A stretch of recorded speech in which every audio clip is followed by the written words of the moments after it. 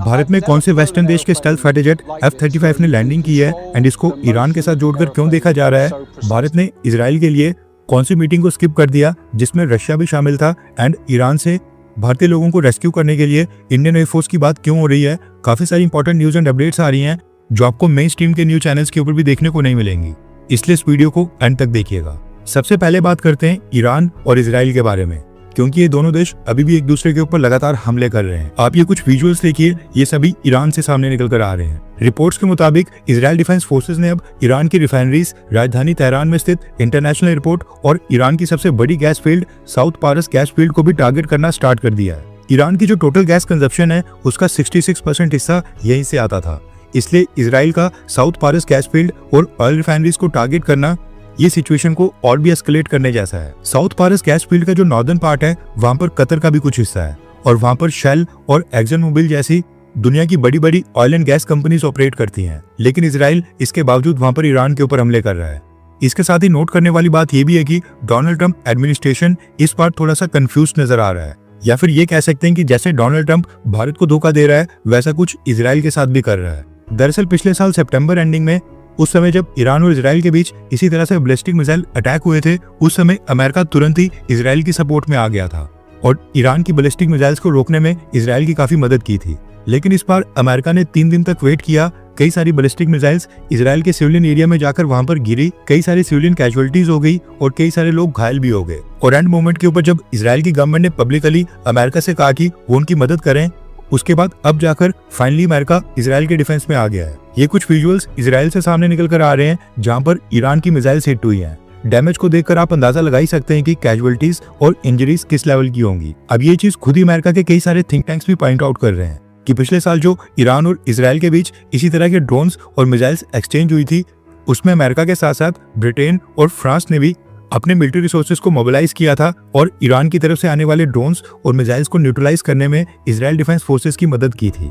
लेकिन इस बार ब्रिटेन और फ्रांस अभी तक मिलिट्री लेवल के ऊपर इजराइल के डिफेंस में नहीं आए हैं, चुपचाप बाहर से देख रहे हैं। एंड अमेरिका भी काफी लेट इजराइल के रेस्क्यू में आया है, जिसकी वजह से इस बार इजराइल में कैजुअलिटीज काफी ज्यादा दिखाई दे रही हैं। अगर ब्रिटेन, अमेरिका एंड फ्रांस ये तीनों देश समय के ऊपर इजराइल के सपोर्ट में आ जाते तो आज इजराइल का इतना लॉस नहीं होता। इसके साथ ही एक बात ये भी नोट करने वाली है कि इजराइल के आयरन डोम डिफेंस सिस्टम की काफी तारीफ होती है, लेकिन उसकी भी अब काफी लिमिटेशन सामने निकल कर आ रही हैं। वहीं पर अगर हम इंडिया पाकिस्तान के रिसेंट कॉन्फ्लिक्ट के ऊपर नजर डालें तो भारत ने अपने आप को पाकिस्तान के ड्रोन्स और मिसाइल्स अटैक से सक्सेसफुली डिफेंड किया था। नेक्स्ट अपडेट आ रही है एक F-35 स्टेल्थ फाइटर जेट के बारे में जिसने भारत में इमरजेंसी लैंडिंग की है। ये जो आप पिक्चर देख रहे हैं ये इस समय भारत के डिफेंस सर्कल में काफी वायरल हो रही है। दरअसल ये वीडियो रिकॉर्ड करते समय ये डेवलपिंग स्टोरी थी, लेकिन न्यूज निकल कर आ रही है कि लॉकहीड मार्टिन कंपनी के एक F-35 स्टेल्थ फाइटर जेट ने केरला के तिरुवनंतपुरम इंटरनेशनल एयरपोर्ट के ऊपर इमरजेंसी लैंडिंग की है। रिपोर्ट्स के मुताबिक इस F-35 स्टेल्थ फाइटर जेट में फ्यूल कम हो गया था, इसलिए ये इमरजेंसी में यहाँ पर लैंड हुआ है। अब मैं ये कंफर्मेशन के साथ नहीं बोल रहा हूँ, लेकिन ऐसी कॉन्स्पिरेसी स्टोरीज ऑनलाइन चल रही हैं कि ये F-35 fighter jet Israel defence forces का है जो ईरान के ऊपर हमला करने के लिए भेजा गया था, लेकिन टेक्निकल माल फंक्शन के कारण इसको पास के फ्रेंडली नेशन भारत में इमरजेंसी लैंडिंग करनी पड़ी। अब पॉसिबिलिटी है कि ये F-35 fighter jet Israel defence forces का भी हो सकता है, लेकिन इंडियन ओशन रीजन में अमेरिका और ब्रिटेन के भी कई सारे एयरबेसेस हैं और इन दोनों देशों के भी एयरक्राफ्ट कैरियर्स इंडियन ओशन के रीजन में घूमते रहते हैं। अब ये F-35 स्टेल्थ फाइटर जेट इनका भी हो सकता है। अगेन मैं ये क्लियर कर दूं कि ये वीडियो रिकॉर्ड करते समय ये डेवलपिंग स्टोरी थी, इसलिए अगर आपको कुछ कंफर्म पता चलता है तो नीचे कमेंट कर सकते हैं। बाकी जब भारत सरकार या फिर इंडियन एयरफोर्स की तरफ से इसके ऊपर कोई स्टेटमेंट आएगी तो हम आपको कंफर्म कर देंगे। नेक्स्ट अपडेट आ रही है भारत और शंघाई कॉर्पोरेशन ऑर्गेनाइजेशन यानी कि SCO को लेकर, एंड इसमें भी इजराइल का ही एंगल है। SCO के बारे में तो आपको पता होगा, इसमें भारत, पाकिस्तान, चाइना, रशिया और कई सारे सेंट्रल एशियन देश शामिल हैं। अभी समय SCO की चेयरमैनशिप चाइना के पास है और चाइना ने क्या किया कि SCO के सभी देशों को कंसल्ट और मीटिंग करने के बाद इजराइल और ईरान की सिचुएशन को लेकर एक जॉइंट स्टेटमेंट जारी कर दी। अभी स्टेटमेंट में SCO ने कहा कि शंघाई कॉर्पोरेशन ऑर्गेनाइजेशन के सभी मेंबर देश मिडिल ईस्ट में बढ़ती टेंशन को लेकर काफी गहरी चिंता व्यक्त करते हैं और 13 जून को इजराइल द्वारा इस्लामिक रिपब्लिक ऑफ ईरान के इलाके के ऊपर की गई मिलिट्री स्ट्राइक्स की सख्त निंदा करते हैं। इसके साथ ही स्टेटमेंट में कहा गया कि इजराइल ईरान के सिविलियंस को टारगेट कर रहा है, एनर्जी और ट्रांसपोर्टेशन इंफ्रास्ट्रक्चर को नुकसान पहुंचा रहा है, सिविलियन कैजुअलिटीज भी हो रही हैं जो कि इंटरनेशनल लॉज और यूनाइटेड नेशंस के चार्टर के खिलाफ है। इसके साथ ही रीजनल और इंटरनेशनल सिक्योरिटी के ऊपर भी खतरा बढ़ गया है और ये ग्लोबल पीस और सिक्योरिटी के लिए खतरा बन गया है। अब क्योंकि ये स्टेटमेंट डायरेक्ट इजराइल के खिलाफ थी, इसलिए एससीओ की स्टेटमेंट के ऊपर भारत के विदेश मंत्रालय ने भी अपनी तरफ से प्रतिक्रिया दी है। भारत के विदेश मंत्रालय ने कहा है कि ईरान इजराइल टेंशंस के ऊपर भारत की क्या पोजीशन है वो हमने एससीओ के बाकी मेंबर देशों को बता दी थी, और ये जो स्टेटमेंट एससीओ की तरफ से जारी की गई है इसमें भारत ने पार्टिसिपेट ही नहीं किया है। भारत ने कहा कि हमारा आज भी वही स्टैंड है जो 13 जून को था। हमारा मानना है कि सभी पक्षों को डायलॉग और डिप्लोमेसी के रास्ते के ऊपर चलते हुए डी एस्केलेशन की ओर बढ़ना चाहिए। इसी को माइंड में रखते हुए भारत ने उस डिस्कशंस में हिस्सा ही नहीं लिया जिसमें स्टेटमेंट फाइनलाइज हुई है। यानी कि भारत के विदेश मंत्रालय का कहना है कि एससीओ की तरफ से भारत को भी मीटिंग के लिए इनवाइट किया गया था और बताया गया था कि एससीओ की तरफ से इजराइल और ईरान की सिचुएशन के ऊपर एक जॉइंट स्टेटमेंट जारी करनी है, तो भारत भी इसके ऊपर अपना इनपुट दे। अब हो सकता है कि ये मीटिंग ऑनलाइन मोड से यानी कि वीडियो कॉन्फ्रेंसिंग मोड से की गई हो, लेकिन भारत ने इस मीटिंग को अटेंड ही नहीं किया।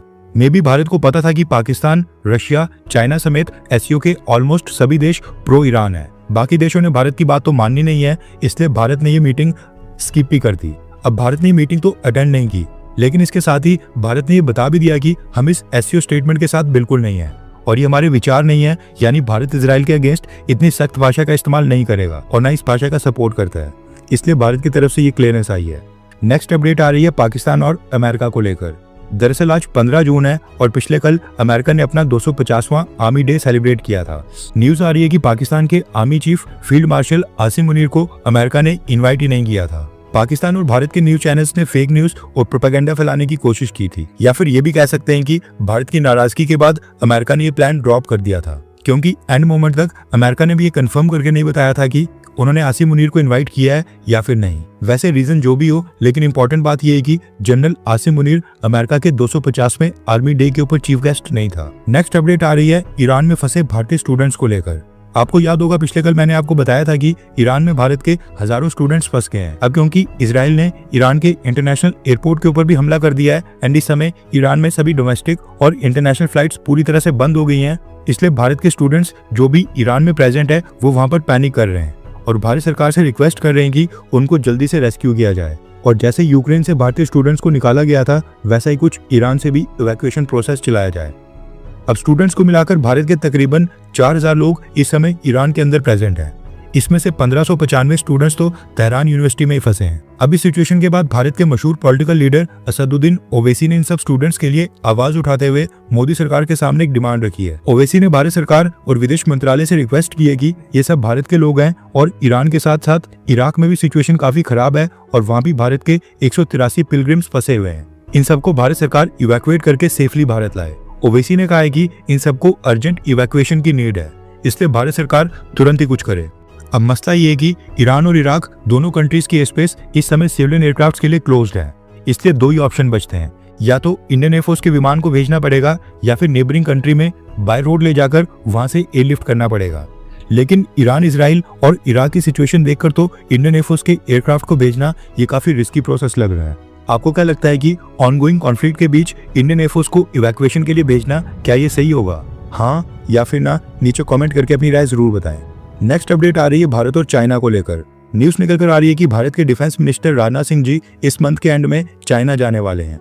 दरअसल चाइना में एससीओ देशों के डिफेंस मिनिस्टर्स की मीटिंग होनी है, जहां पर सभी एससीओ कंट्रीज के डिफेंस मिनिस्टर वहां पर प्रेजेंट होंगे और इसके लिए चाइना ने भारत को इन्वाइट किया है। इसी मीटिंग में हिस्सा लेने के लिए राजनाथ सिंह जी चाइना जा रहे हैं।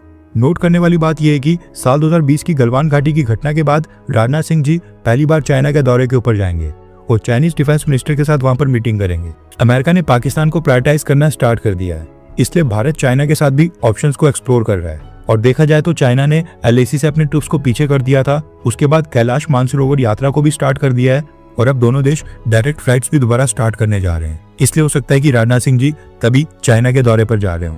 हर 24 घंटे के अंदर जियोपॉलिटिक्स में बड़े फेरबदलाव और उलटफेर हो रहे हैं और भारत के लिए नए चैलेंजेस आ रहे हैं। कोई देश अपने फैसले से पलट रहा है तो कोई देश ब्लैकमेलिंग के ऊपर उतर आया है। सभी देश एक दूसरे को नीचे लगाने की कोशिश कर रहे हैं। इन सब के बीच हमारा भारत किसी भी देश से पीछे न रह जाए, इसके लिए मोदी सरकार लगातार कोशिशें कर रही है। एंड भारत की foreign policy, defence news, economy और ग्लोबल अफेयर्स का सही एनालिसिस हमारे चैनल इंडियन अफेयर्स का मिशन है और ये मिशन आपके सपोर्ट के बिना अधूरा है।